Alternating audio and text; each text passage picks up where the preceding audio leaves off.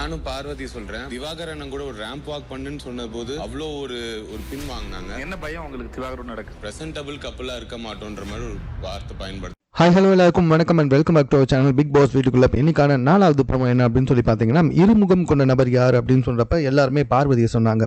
எனக்கு மற்றவங்க சொன்னதெல்லாம் ஒன்றும் பெருசாக தோணலை. பட் ஆனால் வந்துட்டு நம்ம விக்ரம் சொன்னார்ல, அது வந்துட்டு கண்டிப்பாக பார்வதிக்கு ஒரு பயங்கரமான ஆப்புன்னு தான் நினைக்கிறேன். எப்போவுமே வந்துட்டு திவாகரன் கூட இருந்துட்டு ரேம்ப் வாக் அவர் கூட நடக்கணும்னு சொன்ன உடனே இல்லை இது அன்ஃபேர், நடக்க முடியாது, ரொம்ப ஒரு மாதிரி பயங்கரமான கேவலமான அட்டிடியூடை காமிச்சாங்க.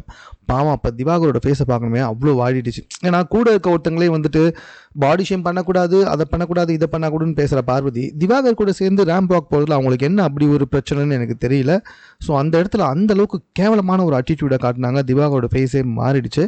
ஸோ இதை கரெக்டாக பாயிண்ட் அவுட் பண்ணி நம்மளுடைய விக்ரம் சொன்னாங்க. திவாகர் கூடவே இருக்காங்க, எப்போவுமே கூடவே இருக்காங்க, ஆனால் அவர் கூட ரேம்ப் வாக் நடக்கும்னு சொல்லும்போது வந்துட்டு ஒரு சரியான கப்பலாக இருக்க முடியாது அப்படின்ற மாதிரி சொல்லியிருக்காங்க. What ever it is, ramp walk தானே, இது என்ன கப்பலாக? அது ரேம்ப் வாக் தானே, நார்மலாக நடந்துட்டு போயிட்டு இருக்கலாமே. அதை வந்துட்டு அவ்வளோ கேவலமாக பண்ணும்போது பாவம் திவாகரோட ரொம்ப அப்செட் ஆகிட்டார். ஸோ அந்த விஷயத்த சொல்லி கரெக்டாக வந்துட்டு விக்ரம் பயங்கரமான ஒரு ஆப்பை பார்வதிக்கு வச்சுருக்காருன்னு தான் நான் நினைக்கிறேன். மற்ற எல்லாருமே சொல்லியிருக்காங்க பார்வதி வந்துட்டு 2 முகம் இருக்குது. 2 முகம்லாம் கிடையாது, பார்வதிக்கு 10-15 முகம் இருக்குது. வினோத்தை பற்றியே தப்பாக பேசுவாங்க, அடுத்த செகண்ட் வினோத்துக்கிட்ட போயிட்டு வேற ஒருத்தரை பற்றி தப்பாக பேசுவாங்க.